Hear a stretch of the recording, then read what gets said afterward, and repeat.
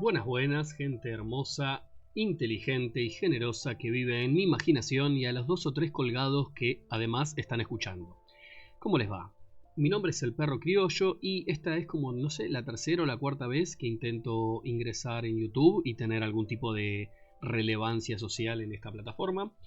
Les vengo a contar que esta vez vamos a tratar de arrancar un proyecto cortito en principio, un proyecto centrado en la literatura como el proyecto anterior que teníamos de Contracultura Soberana. Esto es parte de Contracultura Soberana y el objetivo fundamental es insertarnos un poquitito mejor en el mundo de la literatura y el campo literario argentino específicamente, pero también el campo literario latinoamericano estaría muy bien, y si es el campo literario hispanoparlante, muchísimo mejor, porque ya incluimos unos cuantos países en ese espectro. Déjenme comentarles un poquito de qué va este proyecto. Este proyecto básicamente es una documentación de lo que es un proceso creativo ligado específicamente a una instancia particular que es la de la escritura. Esta escritura no va a ser una escritura que arranca desde cero, sino que va a ser específicamente centrada en un aspecto muy concreto de la vida actual, como es de la vida actual, de mi vida actual, que es una novela que estoy escribiendo.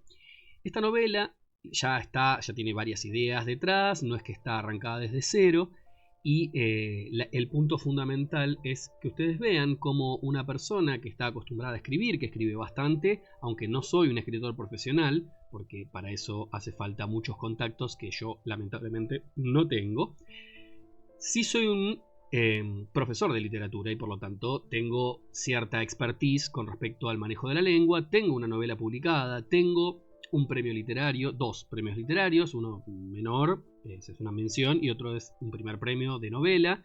No voy a decir el nombre en este momento porque eventualmente se revelará o no, dependiendo del éxito del canal.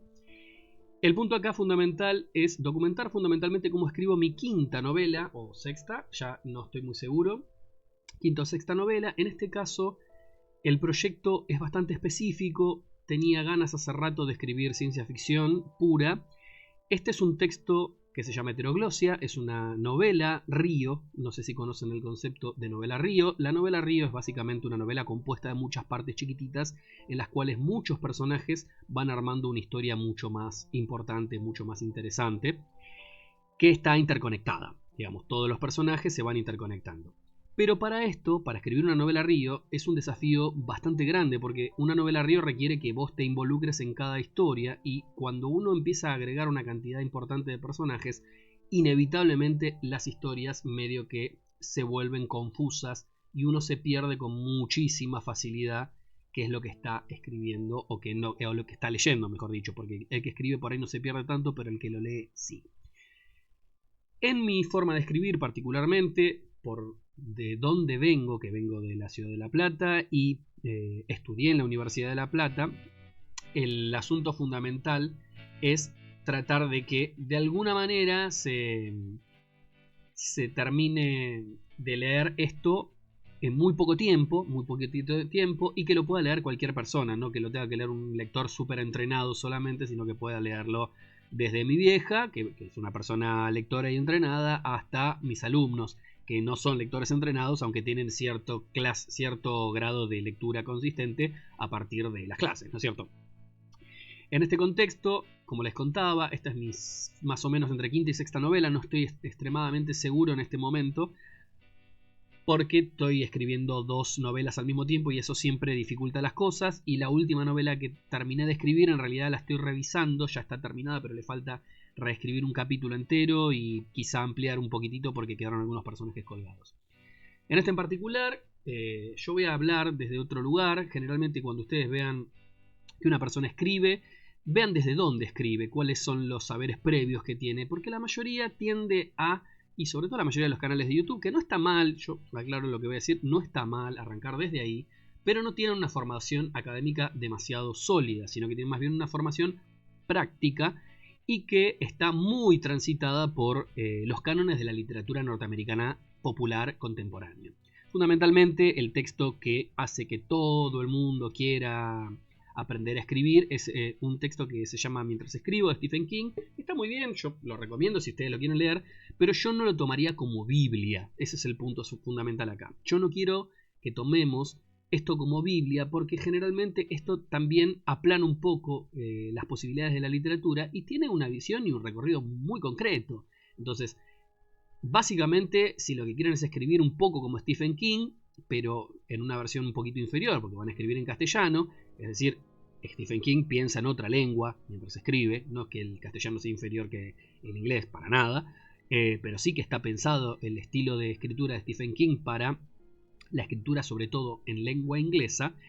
Tal vez hace falta un recorrido un poquitito mayor y también hace falta recorrer otras tradiciones, otros circuitos literarios, otros textos que no son los textos clásicos que le dan a una persona cuando empieza a escribir o a leer, y poder transmitir ideas desde otro lugar también, ¿no es cierto? En mi caso, como ya les digo, me interesa particularmente el mundo académico. Soy profesor egresado de la Universidad de La Plata, no soy profesor de la Universidad de La Plata, sino que de clases en escuelas secundarias, pero sí estoy egresado en la Universidad de La Plata con un promedio razonablemente bueno, pero bastante mediocre, como es un 750 aproximadamente. La realidad es que me interesa en este sentido rescatar las cosas que pude aprender en la Universidad de La Plata y ponerlas un poquitito en práctica en el momento de la escritura. Por eso el nombre de la novela, que como verán es un nombre bastante académico, es un nombre bastante particular, Heteroglosia, que probablemente si no están dentro del mundillo académico literario no lo van a reconocer, pero que es un concepto central para entender cómo funciona la literatura desde otro lugar, desde otras tradiciones. El concepto de heteroglosia lo introduce un ruso, Mikhail Bakhtin, soviético era él, pertenecía más o menos a la escuela del formalismo ruso, aunque no exactamente, era más bien contemporáneo del formalismo ruso, que habla acerca de subjetividades, de polifonías, de heteroglosias, es decir, del encuentro entre distintos registros y entre distintas subjetividades lingüísticas. Esto, que suena a pura falopa, realmente no lo es. Yo en este momento en mis manos, además de la computadora, lo que tengo es un libro que me compré recién en la Feria del Libro, que se llama La enunciación en la lengua, subjetividad, polifonía y dialogismo, de María Marta García Negroni y Marta Tordesillas Colado, que me lo firmó la autora, de hecho fue profesora mía, aunque cuando ya estudié una segunda carrera en la UBA, que es la carrera de edición. Y habla un poco de esto, ¿no es cierto? De cómo el discurso necesita salirse un poco de los estándares, mejor dicho, no es que se necesita salirse de los estándares, se sale bastante de los estándares establecidos en forma extremadamente jerárquica desde una perspectiva anglosajona.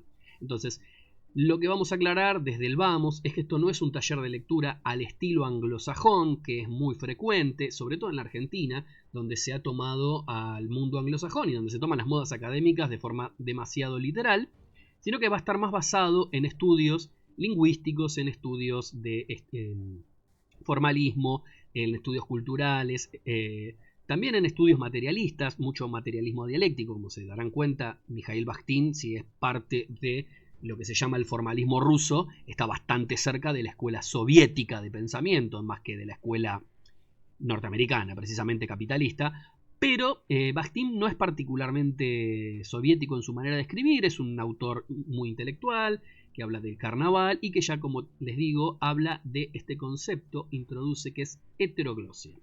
¿Qué sería la heteroglosia?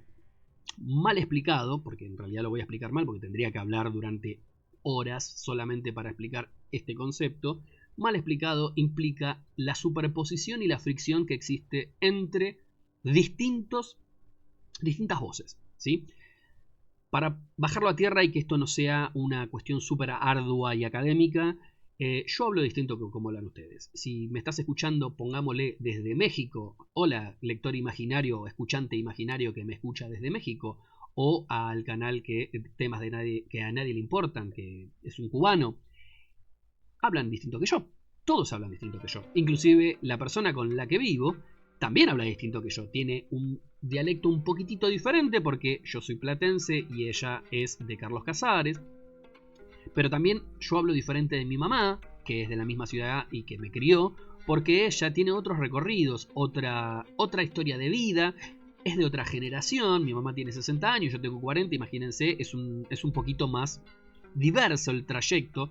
Cada persona también tuvo sus recorridos internos, particulares, ¿sí? Historias de vida, lugares en los que trabaja, entornos sociales con los que se rodea, amistades, generaciones, músicas, lecturas, etc.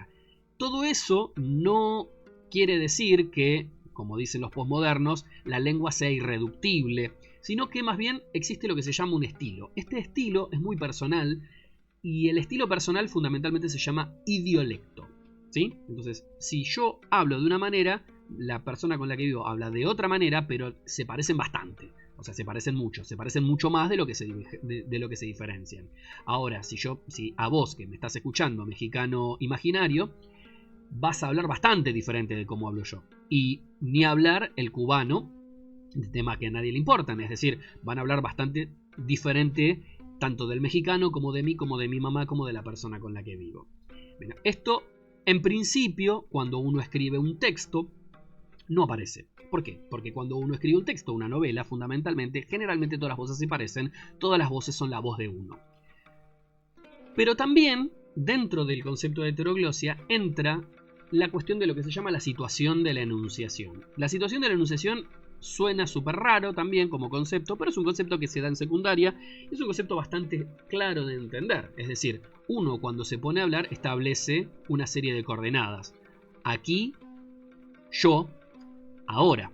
Esa situación de la enunciación, donde diría un autor que se llama Van Venist, se establece el hablante, el emisor, se apropia del aparato formal de la lengua. Quiere decir básicamente que una persona empieza a hablar y usa la lengua como herramienta. Yo no voy a agarrar un martillo de la misma forma que la agarran ustedes, porque probablemente tengamos la mano de forma diferente, pero esto no quiere decir que el martillo no nos vaya a servir a los dos igual para clavar un clavo. Habrá alguno que tenga más fuerza y que lo clave más rápido, habrá uno que sea más lento, habrá uno que tenga Parkinson y entonces no lo puede usar tan bien. En fin, se entiende la metáfora extendida. Lo que quiero decir es que la literatura no es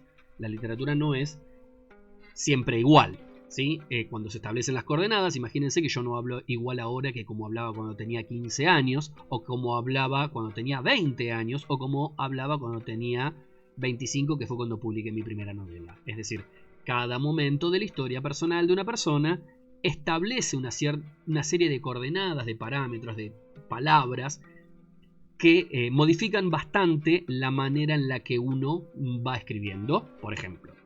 Pero es cierto que existe un estilo personal muy marcado, muchas veces, que suele mantenerse bastante estable a lo largo del tiempo. Estable no quiere decir inmune al tiempo, pero quiere decir estable. Como la cara de uno que va envejeciendo, lo mismo. El estilo de uno va envejeciendo, va ganando nuevas características, va ganando arruguitas, canitas, etcétera, etcétera, etcétera. Y todo ese tipo de cosas van transformando la forma en la cual escribimos los textos. Esto ya, como se verá, es un recontra requilombo, ¿sí? Es un recontra requilombo y es bastante complejo como concepto. Por eso les digo que es un concepto teórico muy fuerte y que parte más de la academia que de la práctica de escritura de taller, ¿sí?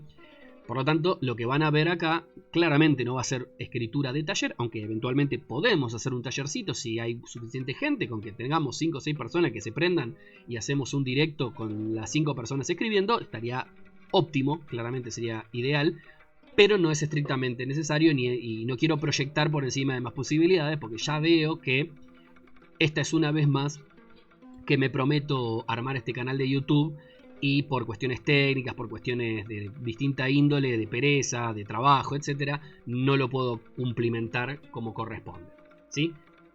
Pero bueno, vamos ahora sí a un poquito este texto. Fíjense que yo ahora tengo bastante avanzado este asunto, este texto, y van a darse cuenta que estoy escribiendo en Word. Hay gente que me ha recomendado que no escriba en Word, que escriba en Google Docs. La realidad es que Google Docs me da un poco de pereza porque es bastante incómodo como programa, y esta versión de Word también es bastante incómoda. La que más me gusta es la que tengo en la netbook de Conectar Igualdad, que es una versión un poquito anterior y que ya le conozco todos los comandos, todas las hotkeys de forma mucho más correcta. Pero van a ver, por ejemplo, quizá que acá aparece como que tiene una P dada vuelta. Este texto que se llama Lucecitas Intermitentes no va a ser el título que va a tener eventualmente este cuento. Y que entre las distintas palabras hay como puntitos. Bueno, eso se activa de acá. Es esta cosita que aparece acá, que activo y desactivo, y que a mí me sirve para tener un mayor control de los caracteres que voy utilizando. Esto es una herramienta que a algunas personas les sirve, a algunas personas no les sirve. A mí me sirve particularmente porque me permite tener un mayor control del texto y un mayor control del formato. A ver, voy a aclarar algo. Yo escribo, pero también dibujo, y también me interesa la edición de libros. Por lo tanto, esta situación de tener un control sobre el formato del libro me interesa particularmente. Y tiene que ver también con este concepto que les venía diciendo de la heteroglosia, del ir incluyendo distintas voces. Esto se va a relacionar de forma medio rara con, por ejemplo, cómo se utilizan en mis textos los paratextos. ¿Qué son los paratextos? Por ejemplo, este subtítulo que me aparece acá, que dice 12.088 primavera, o el título de este capítulo, que es Lucecitas Intermitentes. Como les digo, el título probablemente no quede. En este contexto, el uso del Word es la herramienta que a mí me sirve por ahí un poquito más, porque me parece súper interesante. Y como les venía diciendo, este concepto de heteroglosia es este choque de voces. Acá le puse también un subtítulo a la novela, que es una fugaceta de voces, por la metáfora de la cebolla. No sé si ustedes vieron alguna vez Shrek. Shrek trata todo el tiempo de decir que los ogros son como una cebolla porque tienen muchas capas. Bien, acá es un poco la misma metáfora, es decir, una fugaceta de voces incluye la cebolla, pero la cocinamos a la cebolla y tenemos muchas capas, ¿no es cierto? Vieron que en una pizza tenemos la masa, en la base de la masa tenemos, está más crocante en general y más durita. Después en el medio tenemos la media masa, que es más blandita. La parte de arriba, que está un poquito más húmeda porque tiene la salsa. Después tenemos distintas salsas que tenemos, ¿sí? Tenemos el queso, si le ponemos aceitunas, si le ponemos, es decir, volvemos, muchísimos ingredientes.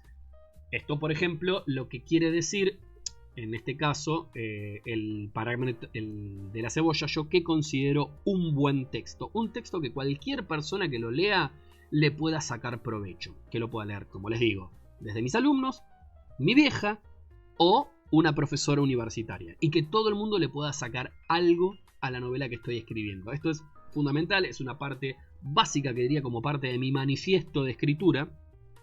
Hacer literatura popular, no literatura académica, a pesar de lo académico que yo soy, ¿sí? Es decir, la idea es bajar o hacer útil la academia y que la academia se ponga al servicio de la sociedad y no al revés, no la sociedad en función de la academia. Entonces, en este caso la academia se pone en función de la literatura popular. ¿Cómo se pone en función de la literatura popular? Como ya les digo, a partir de la heteroglosia. Repito, este concepto quiere decir, bueno, una fugaceta de voces es una buena forma de entenderlo, ¿sí? Es decir, el choque, la colisión entre distintos registros literarios, entre distintas voces, entre distintas perspectivas, entre distintas formas de ver el mundo, ¿sí? Esto lo vamos a poder ver después en algún momento cuando escribamos o cuando les muestre algún texto ya escrito. Tengo varios acá. Pero por ejemplo, en este momento lo que me queda por hacer es escribir varios cuentos de los que van a integrar la novela, ¿sí? Como les digo, la novela está integrada por varios cuentos, todos con personajes protagónicos diferentes, más o menos, porque en realidad hay algunos capítulos que mantienen una continuidad. Después el resto son más o menos autónomos, se pueden leer por su cuenta. Y cada texto se va a conectar por lo menos con otros dos textos más. Esa es un poco la frase. Y como les digo, hay una intencionalidad previa, que es la de hacer un texto solarpunk. Por lo tanto, el texto solarpunk, con esta polifonía, esta concordia de voces, va a tratar de lograr un texto unificado. Para que se entienda más claro, porque hasta ahora me parece que me estoy explicando de forma extremadamente académica, piensen en una banda musical. En una banda musical, todo el mundo va a tocar instrumentos diferentes y cada instrumento va a hacer una cosa diferente, pero el conjunto general de todos esos instrumentos va a dar en una canción, y esa canción va a ser como una especie de mecanismo de relojería en el cual cada uno de los ingredientes, las voces, la guitarra, la batería, etc., van a estar en función de que ustedes reconozcan, no sé, Laura se te ve la tanga. ¿Se entiende hasta acá? Entonces, cada texto de esta novela, la idea es fundamentalmente que sea como un instrumento que hace a la novela en general, pero que a la vez se pueda escuchar y se pueda individualizar. Es decir, cada texto debería funcionar en términos absolutamente individuales. Bien. Vamos ahora a un poquito navegar este texto. Fíjense que lo que tenemos acá al costadito tenemos algo que me gusta hacer bastante a mí, que es el tema de los títulos. Como yo uso Microsoft Word, utilizo bastante lo que se llaman los H1, H2, etc. Estructura de texto. ¿Por qué? Porque esto me permite navegarlo fácil. Entonces yo, por ejemplo, voy acá y voy al primero de los cuentos. Voy acá y voy hasta el segundo de los cuentos. Voy acá y voy al cuarto texto. Bueno, esto por ejemplo en Google Docs es mucho más difícil de hacer. No es tan rápido. Además, como depende de estar en línea, resulta más complicado. Está más vulnerable a las nubes. Está más vulnerable al hackeo, etc. Obviamente acá no me importa tanto que se vea lo que estoy escribiendo. Y no le tengo miedo al plagio, porque de última queda esto como que se llama, como documento de que el texto era mío, en definitiva. Y yo puedo decir, che, pará. Este texto, el volador, me lo afanaste a mí. Eso es... que no va a pasar tampoco, porque a quién mierda le importa lo que yo escriba. Pero, en definitiva, la idea fundamental es que Word me sirve como herramienta de navegación mucho más sencilla y me permite formatear mejor el texto. Como les venía diciendo, esta es una novela que está compuesta de varias partes, muchas partes, y cada parte tiene su pequeña estructura y su pequeño cuento. Estos que tienen número, estos textos que tienen número, son textos que funcionan como intermedio entre distintos momentos de la historia. La novela esta se trata de la caída del capitalismo bajo unas circunstancias muy específicas. No es un mundo posapocalíptico, pero sí es poscolapso. Sí, poscolapso capitalista, es decir, el capitalismo se terminó y se termina la sociedad tecnológica tal y como la conocemos ahora. Eso no quiere decir que en el futuro no haya tecnología, por favor, sino que la tecnología no está en función del capital, que esto es muy importante. Esta es una de las premisas básicas del género solarpunk, no es una premisa que sea aleatoria. Y en este sentido, lo que vamos a ir viendo en esta novela es que cada una de las partes responde a un momento histórico. Por eso tienen los años. Fíjense que dice 12.088 primavera, etc. Entonces, por ejemplo, acá dice 2026 verano. Esto quiere decir que el primero de los cuentos arranca este año que pasó. Es decir, este verano que pasó acá en el hemisferio sur. Y entonces va a estar muy cercano a la realidad cotidiana. Mientras que los últimos cuentos, Saludo al Sol y Meditación Guiada, dice 12.070 verano, ¿sí? Es decir, tenemos otra fecha diferente. Hagan ustedes las cuentas si quieren, yo les puedo asegurar que las cuentas le van a salir mal, pero no importa. Tenemos bastante tiempo entre los dos relatos. Y acá el asunto de la novela es que cada momento, fíjense, Dame una mano 2026, Centro Cultural Oeste, este título no va a quedar, 2030, Un nombre de mierda, 2032, ¿sí? ¿Me está faltando un texto? ¿Oh? ¿Qué pasó acá? Bueno, me está faltando un texto. Se supone que yo tendría que tener 3 acá y no las tengo. Pero tendría que tener 4, pero tengo 3 nada más. Bueno, vamos a ver qué hacemos. Me está faltando un cuento, básicamente. Después pasamos a En el Camino, que es Primavera del 32. Probablemente este no quede como cuento porque realmente no me estaría funcionando. Luego tenemos Psicosis Inducida. Este ya queda, pero probablemente no el título, ¿sí? Verano del 33. Martina, Invierno del 36. Promesas sobre el Viet, tampoco, un nombre que no va a quedar. Otoño del 37. El Funeral, Verano del 38. Después Esto es una bomba, Otoño 42. El Gran Proyecto de Infraestructura todavía no está escrito. Palito Bombón Helado, Otoño del 52.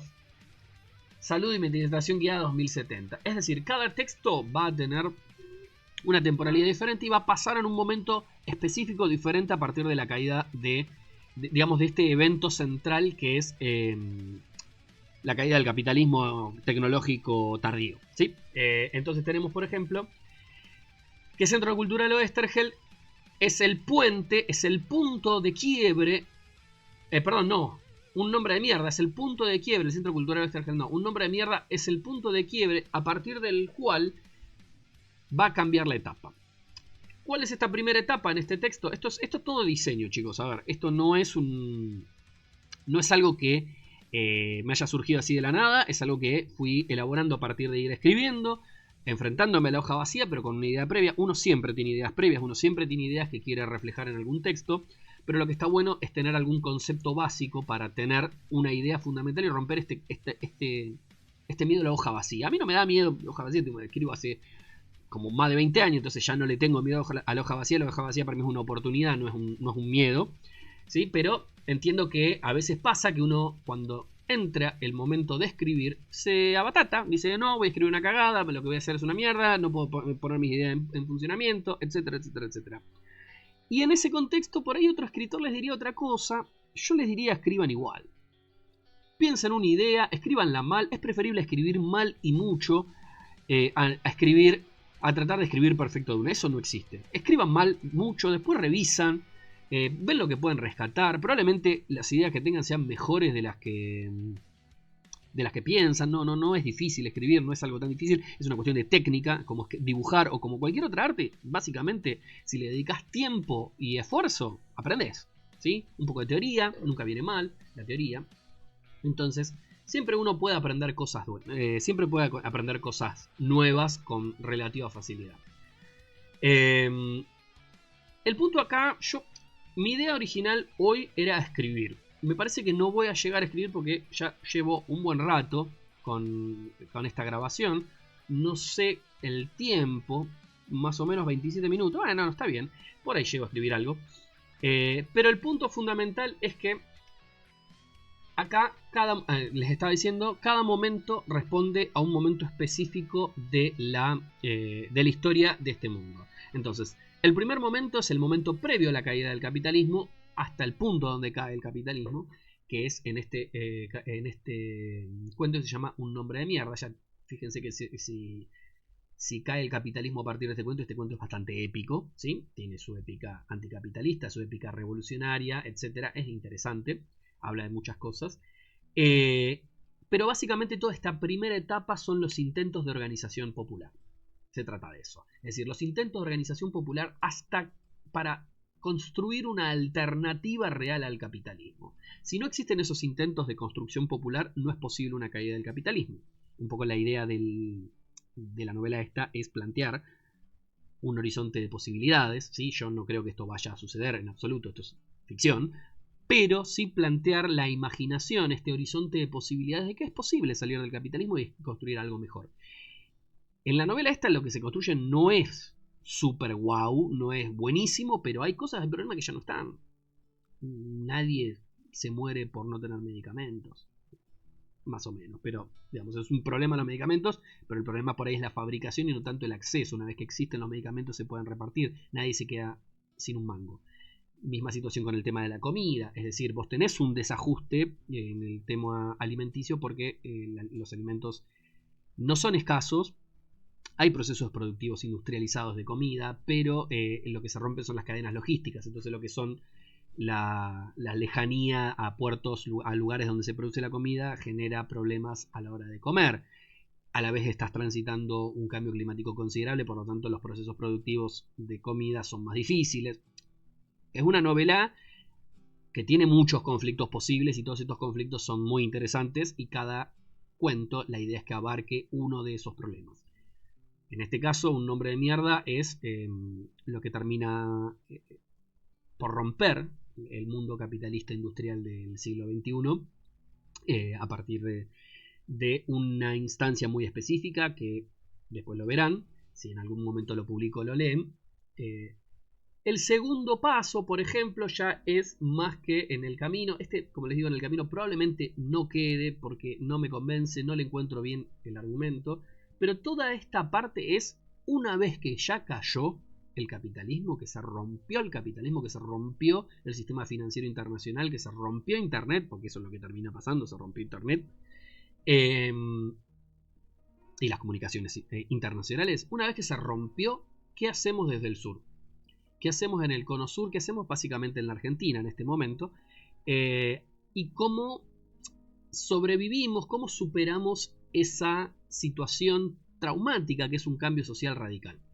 Porque esto no es la pandemia. O sea, acá lo que pasa no es una pandemia.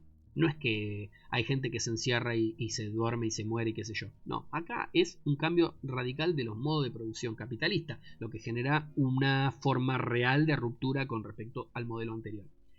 Y en este segundo momento, entonces, cada uno, este es el que está más terminado, ¿sí? Todos los cuentos ya están concluidos, le falta revisarlos, ¿sí? Son distintas formas de organización social. La primera forma son populares, ¿sí? En psicosis inducida o en el funeral, mismo en el camino se habla de un lugar que se va a ocupar eventualmente, que es una ecoaldea, y que se va a agrandar y que hay como una construcción de un lugar autónomo a nivel alimenticio y energético, y en ese sentido el punto es cómo llegar ahí a partir del momento del colapso, donde hay un montón de problemas, etc. Psicosis inducida por ahí ya habla de los que quedan, de la gente que está en el lugar, en este caso es en la ciudad de Buenos Aires, la gente que va quedando en la ciudad de Buenos Aires una vez que se rompieron las cadenas logísticas tiene que sobrevivir, al otro día tiene que comer, tiene que planificar, etc. Pero el trabajo ya no funciona de la misma manera. Si se rompen las cadenas financieras, por ejemplo, la gente no cobra, lo cual es un problemón, porque por ejemplo la policía no cobra, y si la policía no cobra se pone violenta, y bueno, ya conocemos todo cómo funciona. Entonces acá psicosis inducida un poco va de la gente común y cómo se las arregla después de que el mundo cambie, definitivamente. Ya los últimos dos cuentos, los cuentos del medio, que son Martina y Promesa sobre el bidet, como les digo, ninguno de los dos títulos va a quedar, son ¿qué pasa con la oligarquía? ¿Qué pasa con los poderosos en ese contexto? En el contexto de caída de su poder, de su base de poder. Si la gente vive a partir de su poder financiero, político y económico, una vez que rompes esa base de poder, la gente sigue viviendo. Acá no es una revolución violenta donde se mata a los burgueses, solo pierden el poder. ¿Y qué pasa con esa gente? Y bueno, y hay gente que se lo toma mejor y hay gente que se lo toma peor. Yo considero que la oligarquía es medio insalvable, pero yo no pongo que lo mata la gente, porque la gente como que medio ya le chupa un huevo. Son un chabón con una Amarok, rompe las bolas, pero mientras que no joda, está todo bien. Y Promesa sobre el bidet es un cuento que pasa todo en el lago escondido, en este lugar que se apropió Joe Lewis de la parte de la Argentina, ¿sí? Y con todos los jueces que habilitan eso. Es un cuento bastante oscuro y que va a tener mucha repercusión hacia el futuro. Y después tenemos El funeral, que es otro de estos cuentos que hace la gente común, que ya pasan bastante tiempo desde la calle, son 6 años. La ciudad de Buenos Aires está prácticamente despoblada, salvo por algunos barrios. Entonces, por ejemplo, este cuento sucede todo en La Boca, con un grupo de murgueros, ¿sí? Una murga que sigue persistiendo y que aunque se va desgranando porque la gente se está yendo de la ciudad de Buenos Aires, hay algunas personas que se quedan y que siguen construyendo algo dentro de lo que sería la ciudad de Buenos Aires. Ya después volvemos a Ojos que no ven, uno de estos cuentos, como ya les digo, que van de alguna forma intercalándose, son en el futuro. Estos cuentos es el presente del relato. Esto es al punto al que se va a construir, al que va a ir construyendo la novela, ¿sí? Y eventualmente va a terminar, pero no es una gran épica, no es una historia súper épica, sino que es más bien una historia personal. Es una historia con un mundo ya muy establecido, con una alternativa al capitalismo muy establecida, pero que ya empieza a verse tensionada por otras cuestiones, ¿sí? Se empieza a ver cuestionada por otras cuestiones. Más que nada que tiene que ver con cuestiones individuales, esta cuestión de la lucha del individualismo contra el colectivismo, de distintos modelos de sociedad, de un avance tecnológico sostenido una vez más, y el avance tecnológico no es visto ni como bueno ni como malo, sino como un amplificador de la situación social, ¿sí? Es decir, lo que hace la tecnología es multiplicar más que solucionar o entorpecer, ¿sí? Aunque hay tecnologías que pueden entorpecer o solucionar cosas concretas, en general la tecnología funciona como un amplificador de los problemas y de las soluciones de una comunidad. Luego de esto vamos a la tercera etapa. La tercera etapa ya es una etapa que pasó una cantidad de tiempo considerable, ya pasaron 10 años desde la caída del mundo antiguo, y ya hay generaciones que no recuerdan bien cómo era el mundo capitalista. Entonces en esta parte tengo 2 cuentos ya concluidos. Uno es Esto es una bomba. Es un lindo cuento que trata sobre una playa, un grupo de personajes, adolescentes, ellos, un poquito más adolescentes jóvenes, que lo que hacen es ir a limpiar playas, una playa en particular que está llena de basura, y lo que se encuentran son bombas. Esto se sabe desde el primer momento, la bomba va a estallar en algún momento. El tema es qué pasa con los personajes, ¿no es cierto? Luego está el gran proyecto de infraestructura, que ya ven, como ven acá, quizá tiene una cuestión temática, ¿sí? Aparece ya los temas y los argumentos que había pensado. Un poco algunos los saqué de internet, otros los fui pensando. Generalmente esto es una idea muy general y en la cancha se ven los picos. Cuando se va escribiendo van surgiendo ideas, un poco te va llevando la propia narrativa a ir tomando decisiones, y esas decisiones te van llevando hacia un texto un poquito más interesante. Lo mismo pasa con los refugiados. Los refugiados es una idea. Ya tengo una idea de dónde va a suceder, porque el mundo ya está bastante armado, no me falta mucho para terminar la novela, pero no tengo el argumento todavía del cuento y no tengo los personajes realmente armados, aunque tengo un personaje. Este es probablemente el que vayamos a escribir hoy si nos da el tiempo. Luego tenemos Palito Bombón Helado. Este lo terminé ayer, este está bastante bueno, creo que quedó lindo. Es un cuento raro, porque es un cuento ya que sucede 20 años después de que se termina el mundo antiguo, y acá lo que se está tratando de hacer es recuperar algunas tecnologías, específicamente tecnología farmacéutica, que se perdió un poco por la política de patentes. Entonces lo que se trata de hacer es de encontrar vacunas y antibióticos que puedan superar la cuestión de la resistencia de las bacterias, ¿sí? No sé si ustedes eso lo saben, pero las bacterias, por el excesivo uso de antibióticos por parte de los ganaderos, se volvieron muy resistentes a los antibióticos, y esto es un problema muy grave que no lo puedo solucionar yo, pero sí lo puedo señalar. Y en este caso es esto: se recuperan de un servidor una serie de discos rígidos que contienen tecnología médica. Y bueno, hay un poco un enfrentamiento entre distintas facciones. No es necesariamente un enfrentamiento armado, me refiero a un conflicto entre distintas facciones, para ver quién se queda con esos ¿cómo se llaman? Con esos documentos, con esos discos rígidos que tienen muchísimo trabajo encima, y tienen muchísimas cosas que permiten mejorar la vida de las personas, ¿sí? Luego tenemos El Volador. El cuento 4 tampoco va a quedar este nombre, ¿sí? Este nombre no va a quedar, definitivamente. Por ahora le puse el nombre de una canción de una banda que me gusta mucho, que se llama La Secta, pero no es el nombre definitivo ni de casualidad. Finalmente, Saludo al Sol y Meditación Guiada, que es el último cuento que escribí. O sea, no es el último cuento que escribí, este lo escribí hace ya bastante, por enero más o menos. Este cuento es el último temporalmente antes de los capítulos intermedios, de los capítulos interludios, ¿sí? Este es un cuento completo que un poco indica qué es lo que pasa, algo que aparece todo el tiempo, que es una palabra que es Itecoa, que es una ecoaldea. En la realidad existe, solo es una ecoaldea, pero acá, digamos, como es una ecoaldea que preexiste, es una forma mucho más, avanza mucho más rápido que las demás comunidades, y se vuelve algo bastante turbio, que se recuerda desde el principio, que obviamente esto no quiere decir nada en contra de la gente de Itecoa, que están por el Tigre. No es por eso, es una ficción, es una narrativa, y acá es nada, el mundo cambió completamente, y bueno, ese lugar en particular fue tomado por un grupo de personas un poco heavy. Hasta ahí llego más o menos. Tengo acá algunos planes, ¿sí? Los Archivistas, por ejemplo, que es un cuento que seguiría al de Itecoa, ¿sí? Que tendría que ser posterior, y que probablemente tenga que ver con personas que tratan de recuperar documentos del mundo antiguo, quizá tratando de entender qué fue lo que pasó, porque la información, como siempre, se pierde, es fragmentaria, sobre todo una información que es tan vulnerable como la información del mundo moderno, que está básicamente alojada en servidores informáticos, aunque hay mucho en papel. mucha de la información más importante se perdería absolutamente en caso de que hubiera un colapso tecnológico fundamental, que es el motivo básico de la novela. Luego el dirigible, la idea del dirigible es que es una expedición, después tengo una más que todavía ni lo pensé. El dirigible, el objetivo básico todavía no lo escribí, pero vamos a aprovechar y escribimos de qué se trata.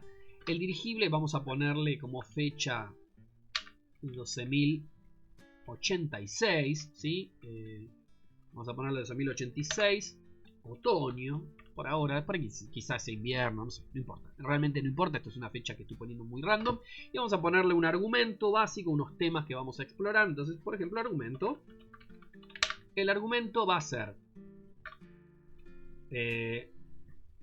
un grupo... me queda negrita. Un grupo de personajes sudamericanos. Uy, qué mal que escribí esto. Un grupo de personajes sudamericanos avanza hacia el norte tratando de ver qué carajo pasó en el hemisferio norte. ¿Qué carajo pasó ahí? Y cómo sobrevive la gente en América del Norte. O sea, acá esto va a ser más de aventura probablemente. O sea, que así que vamos a ponerle como tema. Vamos a ponerle aventura. Redes de información. Y comunicación. Ayuda humanitaria. Modelos alternativos. ¿Sí? Es decir, tenemos un montón de cositas acá que nos pueden ayudar a pensar algunos temas. Esto obviamente va a irse mejorando, va a ir cambiando a lo largo del momento, pero como para que vean algo como escribo. Estoy pensando ahora de la nada, me surge esta diferencia, esta situación. Y después podemos ir viendo. Debería haber... para muchos de estos textos lo que hice fue encontrar un podcast en inglés de un tal Tomasino, que creo que es italiano el chabón, y que habla de distintos temas solarpunk. Pasa que como todavía no escribí, me cuesta un poco pensarlo, estoy medio quemado, pero los lingüistas le vamos a poner. Provisoriamente. Fíjense que lo pongo entre barras. ¿Por qué lo pongo entre barras? Porque estas barras me permiten saber que es un título provisorio. Que es algo provisorio, que esto no va a quedar y que no está escrito, básicamente. Que es algo que no está del todo escrito. Esta la podríamos poner en el 12.087. Podría ser el 12.088 en invierno. ¿No? Como para tenerlo más cercano a la fecha que estaba puesta antes. Así que vamos a ver, ¿qué podría ser esto? Sí, los lingüistas, ya que estamos... entonces, argumento. Vamos a poner algo muy básico, muy básico, una idea muy general. Muy probablemente no se va a tratar de esto, esto va a cambiar, esto pasa, uno tiene una idea general, apunta hacia ahí, pero después en el camino va decidiendo qué es lo que va pasando y cómo se escribe. Entonces vamos a poner argumento, un grupo de académicos se interna en el continente para estudiar las variedades lingüísticas. Esto es un punto que me interesa a mí particularmente. ¿Sí? Imagínense que se llama heteroglosia. Las variedades lingüísticas que se fueron desarrollando a lo largo. No, a lo largo no, ya estoy medio... a lo largo, sí, está bien, a lo largo y ancho de América Latina. ¿Sí? ¿Y qué es lo que va a pasar? Inevitablemente que en un mundo tan fragmentado como este, los lenguajes se empiezan a separar. Entonces van a ver, vamos a ponerlo como un chiste, se encuentran con que el chileno pasó a ser su propio idioma y nadie los entiende. Es decir, vamos a poner entonces como tema humor.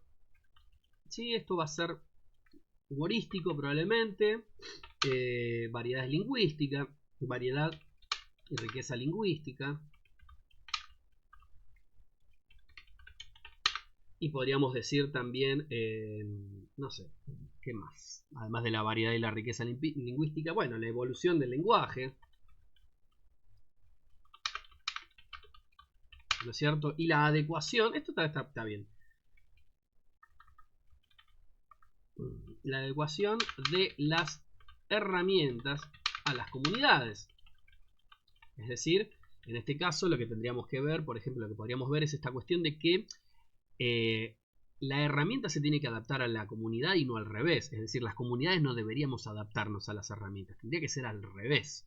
¿Sí? Esto es un leitmotiv en la novela, esta cuestión de que la tecnología actual está absolutamente deshumanizada, y esto no es un discurso antitecnológico, sino que nosotros ponemos las necesidades de la tecnología por encima de las necesidades de las personas, y es al revés. Tenemos que poner las necesidades de las personas por encima de las necesidades de la tecnología, y la tecnología tiene que estar al servicio de las personas, no al revés. Es decir, ¿para qué vamos a construir herramientas que nos pueden destruir o que nos van a complicar la existencia? Lo que tenemos que hacer es construir herramientas que nos ayuden a vivir mejor. Es un poco esto la idea fundamental de la novela, ¿sí? Esta cuestión de que el dinero, por ejemplo, en esta novela prácticamente no existe, aunque no necesariamente en todos los sentidos, sino que en muchas de las comunidades donde sucede la historia, el dinero deja de tener una función social, y lo que tiene función social es compartir, por ejemplo. Después hay sistemas de comercio, se podría decir, pero no son sistemas de comercio basados en el dinero, sino que están basados en otras circunstancias, en una idea de reciprocidad, en una idea de abundancia, etcétera, etcétera. Es complejo, a mí no me interesa no soy utopista, esta novela no es utópica, no habla de un mundo que es perfecto, sino que habla de un mundo con muchos conflictos muy graves, pero el tema es que son conflictos graves que no son tan graves como los nuestros. Y esta es un poco la idea fundamental detrás de esta novela, que es, siempre vamos a tener problemas, pero podemos vivir mejor, hermano, podemos vivir mejor, ¿sí? Y también es un poco una idea de el alcance de determinadas teorías e ideologías, ¿sí? Es una exploración, claramente no tengo la verdad revelada, ni muchísimo menos, pero sí, quizá me pongo a pensar cuando voy en la bicicleta al laburo, en cómo funcionaría un mundo, en este caso anarquista, básicamente. Es un mundo que no tiene estructuras de poder formales, por lo tanto, al no tener estructuras de poder formales, hay ciertas cosas que no pasan. Corrupción policial, por ejemplo, violencia policial, narcotráfico, problemas de fronteras, no existen. Es un mundo que no tiene hambre, por lo tanto, y que no tiene muchos problemas que nosotros tenemos, porque los recursos están correctamente distribuidos a lo largo y a lo ancho de toda la población. Pero el punto fundamental es que, por ejemplo, falta organización, entonces hay cosas que no están aseguradas. Por ejemplo, la seguridad. ¿Cierto? Vos no tenés, hay crímenes que no van a pasar porque la gente no tiene hambre, y cuando la gente no tiene hambre va a delinquir menos. Pero hay gente que no delinque por hambre, hay gente que delinque por distintas razones. Un abusador sexual, por ejemplo, no delinque porque tiene hambre de sexo. ¿Me explico? El abusador sexual implica un grado de poder, un grado de malicia, y cómo trata una sociedad anarquista con el problema del mal, ¿no? El mal como una fuerza que existe. Bueno, eso es parte, eso ya está explorado, no es algo que no exista. Está explorado tanto en Salud al Sol y Meditación Guiada como en Promesas sobre el Bidet. Salud al Sol y Meditación Guiada, este título queda porque funciona muy bien y este es un cuento que ya está terminado, pero son temas que exploran, ¿no es cierto?, este problema del mal, ¿no es cierto?, este problema de qué hacemos con la gente que es chota, qué pasa si hay una comunidad que se va de mambo y se convierte en una secta. Ese tipo de cosas son las que por ahí una sociedad anarquista, creo yo, no puede tan fácilmente solucionar. más allá de que yo no soy anarquista, aclaro por las dudas, me parece que es muy difícil organizar un asado o una mesa de rol que se sostenga durante 2 años y que se junten una vez por semana. Imagínense organizar toda una sociedad en base a asambleas. Es muy difícil. No digo que es imposible, pero logísticamente es una pesadilla, y que por ahí una estructura formal como un Estado permite que funcione, ¿no es cierto? Que no hay que pensarla tanto, hay que ir a laburar mañana, hay que ir a laburar mañana, es como, bueno, si salto a alguien por la calle así como así a mano armada, y no tomo ningún tipo de precaución como untar al comisario, probablemente me metan en cana. Entonces ese tipo de cosas son importantes tenerlas en cuenta. Tenemos ciertas inercias, ¿no es cierto?, a partir del Estado, que la mera existencia del Estado ayuda bastante a resolver, ni hablar un montón de cosas más. Claro que nosotros vivimos en un Estado al servicio del capital, por lo tanto el Estado que tenemos no es ni de lejos el mejor que podríamos tener. Incluso los intentos reformistas, el problema es que siguieron estando básicamente en favor del Estado. Fíjense como ahí acabo de hacer una pequeña corrección por esto que les decía de esta pedada vuelta. Estoy derivando, estoy yendo para atrás, pero fíjense que acabo de borrar algo porque acabo de ver que hay un simbolito raro. ¿Ven acá? Otra vez aparece este simbolito raro. Esto quiere decir que hay un espacio que apareció, probablemente porque toqué alguna tecla sin querer, y que no está, y que está ocupando un espacio, un carácter más. No afecta gran cosa, pero un poquito afecta. Ven acá aparece este símbolo. Es decir, acá me permite ver dónde están los saltos de página, ¿sí? Me permite ver dónde termina el párrafo. Todo este tipo de cosas que son súper útiles. Bien, voy a hacer una cosita más. Vamos a tratar de escribir algo. Yo tendría que comer, probablemente, pero voy a tratar de escribir algo. Vamos a escribir este de los refugiados. Fíjense lo que voy a hacer. En principio vamos a poner acá un subtítulo. Este subtítulo va a ser conflictos. A ver, ¿dónde está el subtítulo que lo parió? Acá. Conflictos. Este subtítulo me va a permitir llevar acá, fíjense, en este costado, en el mapa, me va a permitir navegar más rápidamente. Entonces yo tengo que buscar información porque me queda medio raro con otro texto. Me permite navegar rápidamente hacia ese lugar. Entonces yo ya sé que ese es el texto que estoy escribiendo. Los refugiados, dijimos que el problema es la integración, conflictos étnicos y éticos, la posibilidad del perdón y la convivencia, la comunicación entre vecinos, el amor como puente. Y acá el argumento de estos grupos de refugiados en Pecarí discuten sobre el futuro del campo de refugiados. Nico aparece como personaje, Nico es mi hijo. Historia de Romeo y Julieta, versión Israel y Palestina. Es decir, claramente vamos a tener una situación muy específica que es el conflicto de Israel-Palestina y los refugiados que salen de ahí. Vamos entonces a arrancar un texto. Vamos a poner acá esto, lo que tiene el Word muy interesante y muy útil es lo que se llaman los estilos. Los estilos lo que permiten es básicamente formatear el texto, y en ese formateo de texto nos permite... Uy, la que lo reparió. Bueno, me mandó una cagada. Bien. La de sí. Esto es por problemas de formato. No importa, ahora no es tan relevante. Lo que sí voy a hacer es lo siguiente. Vamos a hacer así. Vamos a poner normal. Vamos a modificar para que tenga primera línea, 1.25, piqui, 1.25. Igual esto no es importante, pero eventualmente sí puede ser importante, por lo tanto quiero resolverlo lo antes posible. A esto le vamos a poner piqui, título 1. Actualizar título 1 para que coincida con la selección. Y entonces ya ahora esto me permite, por ejemplo, ir a distintos textos. Tiki, y le pongo...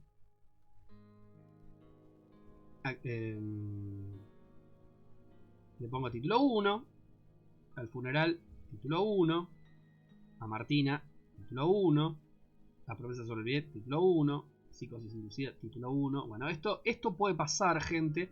Es un problema técnico. Suelo tener problemas técnicos. El canal de YouTube no funciona justamente por problemas técnicos, habitualmente. No sé si se me escucha, probablemente se me escuche como el ojete. Una de las grabaciones que hice se escuchaba bien como la mierda. La segunda ya se escuchaba un poquito mejor. Me quedo con la un poquito mejor. Y ahora lo que voy a hacer, a ver si estos eran subtítulo 2. Vamos a título 2, actualizar título 2 para que coincida con la selección. Entonces vamos acá, título 2, vamos acá, título 2, vamos acá, título 2. Esto es una forma de navegar, ¿no es cierto? Es muy recomendable. Hay cuentos, capítulos que tienen capítulos internos, por lo tanto les bajo un nivel en H, ¿sí? Y bajarle un nivel en H me permite después navegar mejor entre distintos capitulitos. Esto después también es súper útil para cuando uno está editando, sobre todo para la fase final. Y gente como yo, que es así violentamente neurótica, requiere este tipo de cosas para funcionar. Lo que vamos a hacer es esto, es ponerle subtítulo, actualizar subtítulo para que inicie con la selección, y esto después lo vamos a arreglar. Pero por ahora lo que vamos a hacer es que ahora sí podemos volver a hacer lo mismo que habíamos hecho antes. Vamos a poner acá actualizar normal para que inicie con la selección, y ahora no debería ser un problema. Bien, supuestamente está todo bien. Bien, ahora lo que vamos a hacer es ir al gran proyecto. No, era refugiados. ¿Qué lo parió? ¡Ay, qué boludo! Bueno, los refugiados, título 1. Vamos a hacer acá, que se me chanfleteó todo. Ya veía que algo había pasado, la puta madre. Pues vamos a seguir. Estas son cosas que pasan cuando uno va cambiando de formato. Pasa lamentablemente demasiado seguido. Palito bombón helado. ¿Por qué está acá? Nom nom nom nom. Nom nom nom nom. Estoy escuchando la musiquita. No sé si ustedes la escuchan, la musiquita. No sé si es buena o no. Es la música que yo sé que no me va a dar problemas en YouTube porque está libre de derechos. No sé si es muy buena, la verdad que no. Pero zafa. Y si zafa, me alcanza. Acá está, vamos al epílogo de la expedición. Vamos a ponerle Piki Piki, título 1. Qué cagada me mandé, por favor. Qué boludo soy. Los lingüistas. El dirigible. Esto ya los habíamos visto. Los archivistas, no le habíamos puesto nada. Amigo. Bien. Y ya están. Los refugiados. Bien. Estamos en los refugiados. Este era... Me está faltando uno acá. 1, 2, 3. Me está faltando uno. Bueno, no importa. Después lo veré. Ah, esto es una bomba. Me está faltando. Esto es una bomba. Este es el mejor cuento. No sé si es el mejor cuento, pero este es un buen cuento.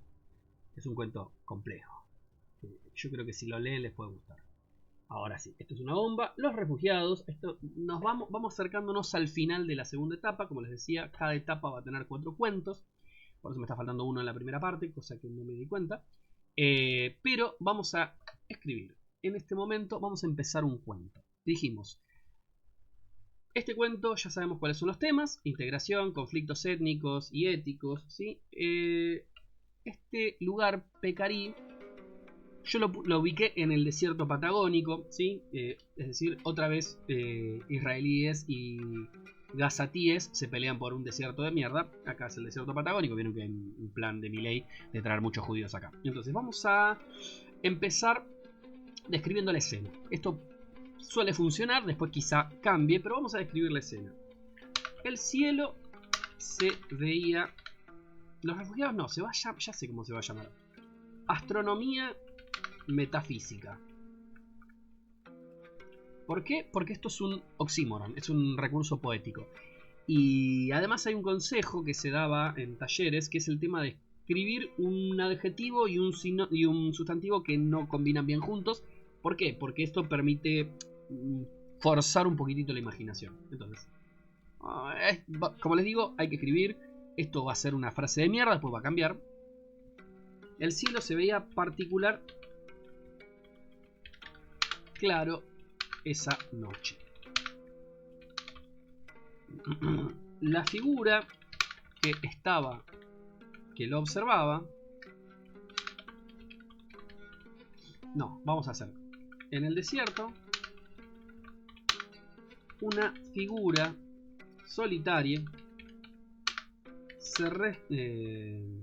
una figura solitaria. Sí, esto va a ser una frase de mierda, gente. Se recortaba contra la oscuridad con un telescopio.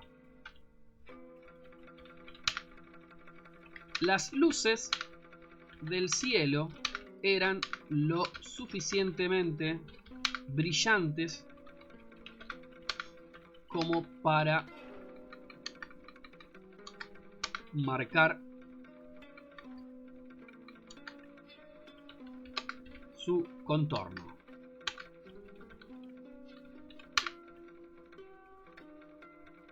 A ver, un hombre de unos 30 años, tiene 32 en este momento, pero le ponemos unos 30 años porque no, la perspectiva que estamos utilizando no es una perspectiva de narrador omnisciente, sino una perspectiva más focalizada. Imagínense la situación que estamos viéndolo como personas que están yendo hacia ese señor. Un hombre de unos 30 años, delgado, de mediana altura y musculatura definida. Esto es imposible que se vea, así que no. Y hombros anchos. Fíjense que si establecimos un panorama, ¿no es cierto? Establecimos una perspectiva. Esa perspectiva la tenemos que respetar. Si sabemos que en el desierto, que es una persona que está de noche en el desierto, no se va a ver claro. Entonces, marcar algo como musculatura definida sería medio raro, porque no se puede ver desde el punto de vista de la focalización del narrador. Entonces, sí o sí tenemos que establecer aquello que es verosímil que se vea desde la oscuridad, ¿sí? Y aunque ya dijimos que las luces del cielo eran lo suficientemente brillantes como para marcar su contorno, ¿sí? Entonces, eran las luces del cielo, ¿sí? Vamos a hacerle que dialogue. Algo se ve.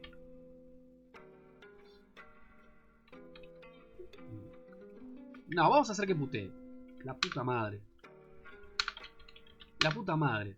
Hace semanas que no puedo enfocar Júpiter.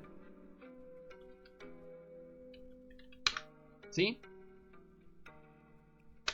A su alrededor... Ah, miren, fíjense. A su alrededor 10 niños, 10 chicos. Niños queda raro, estamos hablando desde un castellano rioplatense, por lo tanto queda rarísimo. Vamos a hablar desde el castellano... Si es castellano rioplatense tenemos que decir 10 chicos se agolpaban para mirar por el telescopio.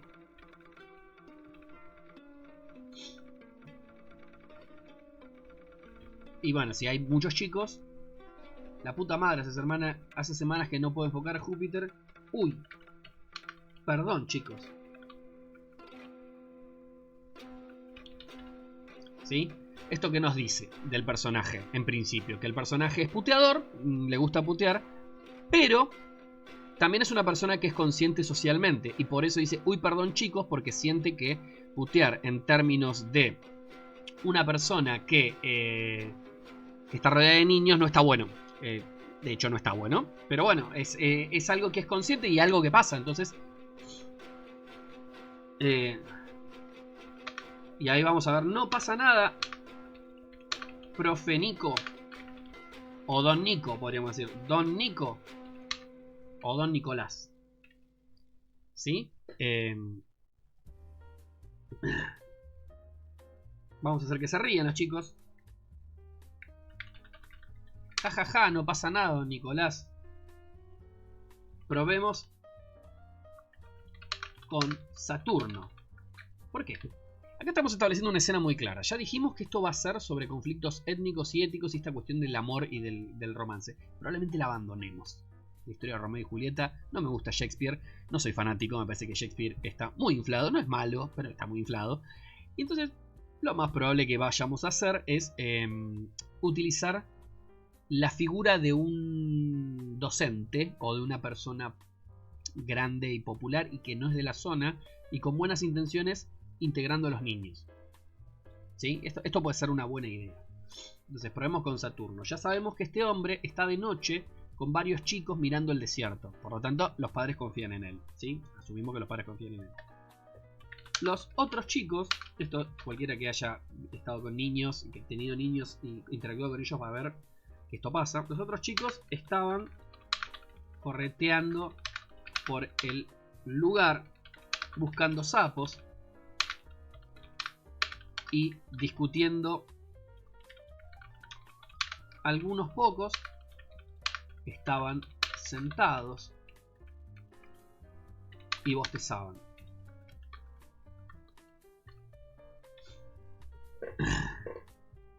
¿Sí? Entonces ya sabemos, establecimos una escena. Esta escena que nos dice que hay un personaje que es Nicolás, ¿sí?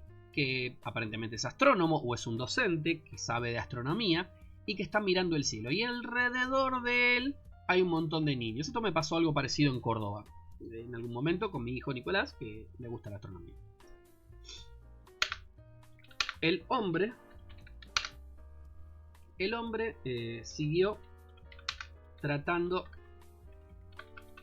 de apuntar las estrellas. Extrañaba la aplicación Stellarium que tenía su padre cuando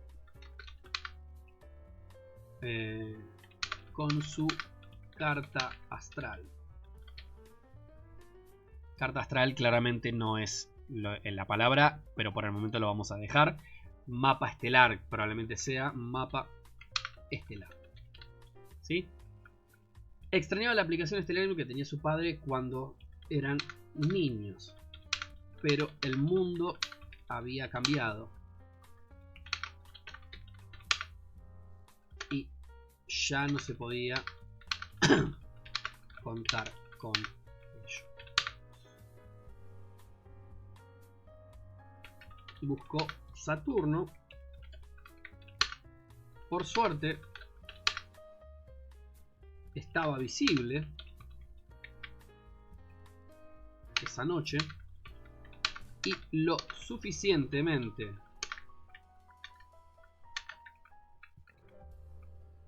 abajo del cielo, abajo del, sí, de la bóveda. No me corrijas, la bóveda, para escapar al halo. El halo son satélites, ¿sí? Que están rotos, es el detrito estelar y que brilla. Entonces se ve demasiado y molesta. Ese es básicamente el motivo del colapso tecnológico. Lo suficiente abajo de la bóveda para escapar al halo. Bien, vamos a hacer un festejo. Bien. Lo puede decir el propio Nicolás. Bien. Al fin. Vamos a ver si Titán está visible. Bien, yo creo que con esto podemos arrancar a pensar cómo se escribe. Yo mañana lo voy a seguir esto. Vamos a tratar a ver si el experimento funciona o no funciona. Vamos a ver si Facu me ayuda, tiene su propio canal, que lo va a anotar lo voy a anotar en la descripción. El punto es que creo que yo tendría que cortar porque mañana me tengo que levantar muy temprano y tengo que cenar. Pero creo que con esto se puede ver cómo se arranca a escribir un cuento, cuáles son las tensiones que hay detrás, cuál es la tradición a la que nos tenemos que agarrar, que no necesariamente es una tradición anglosajona, sino que hay una tradición muchísimo más rica. Acá la idea fundamental, hago esta aclaración y ya está, es que todos los cuentos que estoy utilizando tienen la tesis sobre el cuento de Piglia, que es un autor argentino y un crítico literario de la concha de la madre, que establece que existen en todo cuento dos historias, en todo cuento clásico dos historias. Una historia que es superficial, que es la que se ve y que funciona como una pantalla para ocultar la historia subterránea. Esa historia subterránea es la que después emerge en el final del cuento, y cuando emerge en el final del cuento genera un final sorpresa. Y ese final sorpresa no puede ser una sorpresa de... Y entonces Gandalf se bajó del helicóptero. No, tiene que ser una sorpresa que tenga sentido en el texto. Entonces es como una serpiente. Imagínense que va abajo del agua y nosotros vemos las ondas. Eventualmente va a asomar la cabecita y te va a comer. Pero vas a darte cuenta que te comió, que eras un gil que no viste la sonda que estaba haciendo la serpiente. Es un poco así el concepto. Esto es otro de los conceptos teóricos muy importantes que tenemos que tener, el concepto de heteroglosia. Y hablamos de Manuel Puig y Osvaldo Soriano como conceptos de literatura popular y sobre todo de voces bien diferenciadas, ¿sí? Y de esta capacidad de manejo de paratextos que tenía sobre todo Manuel Puig. Yo creo que hoy voy a dejar acá, me parece que el ejercicio es exitoso, calculo que se va a escuchar más o menos, yo voy a tratar de que se escuche mejor, en este momento estoy hablando en un micrófono que es una poronga, perdonen por la mala expresión, si hay chicos y ustedes gente hermosa, inteligente y generosa que existe en mi imaginación, claramente se van a ofender por lo que estoy diciendo, pero yo creo que vamos a tener que dejar acá, así puedo comer. Y si les gustó esto, les voy a pedir algo. Les voy a pedir un comentario, pero un tipo de comentario muy específico. El comentario que me tienen que dejar es un bardeo zarpado. Onda, ¿por qué no te vas a la concha de tu madre, zurdo de mierda? Otro zurdito para el paredón. Videla tenía razón, no sé, una barbaridad. Déjenme barbaridades que tendría que dejar un hater. Si me dejan las suficientes barbaridades que podrías dejar un hater, esto puede crecer, yo voy a seguir haciéndolo igual, no tengo conflicto, no tengo ningún tipo de razón para dejar de hacerlo, pero estaría bueno porque de esta forma dejamos inutilizado a cualquier hater, a cualquier persona que vaya a tirar mierda, porque básicamente ya les estoy pidiendo yo que me tiren mierda. Ahora si me quieren trolear me van a escribir, ay, qué bueno, qué interesante, qué lindo, qué piola, en fin. Voy a dejarlo por esta noche. Yo creo que mañana voy a aclarar un poco más el marco conceptual que tengo para mi escritura y por qué mi escritura es académica y qué tradiciones bebo de la academia. Vamos a hablar de Bourdieu, vamos a hablar de Pilia en más detalle, vamos a hablar de Puig, vamos a hablar de Soriano, vamos a hablar de Negroni, vamos a hablar de Bakhtin, vamos a hablar de toda la tradición un poquitito más. Buenas noches, gente, espero que les vaya bien, espero que les haya gustado y si les gustó, como les digo, déjenme una puteada en los comentarios, déjenme un pulgar hacia arriba, sí, si es posible, una campaneada. Sé que estas cosas no me gusta pedirlas, la verdad que no me gusta pedir todas estas cuestiones de suscripciones, pero estaría bueno porque ayuda a que yo me posicione mejor, no en YouTube, sino en la literatura. Y yo creo que habrán visto que me interesa la literatura, que me gusta escribir, tengo ganas de escribir, no quiero que estas cosas terminen siendo un papel en el cajón de un muerto. Quiero que esto se publique alguna vez, quiero que este texto sea reconocido, aunque no sea con mi nombre. Yo la verdad que estaría buenísimo que todo esto pudiera darse. Así que si me dejan una puteada en los comentarios, se los voy a agradecer. Muchísimas gracias.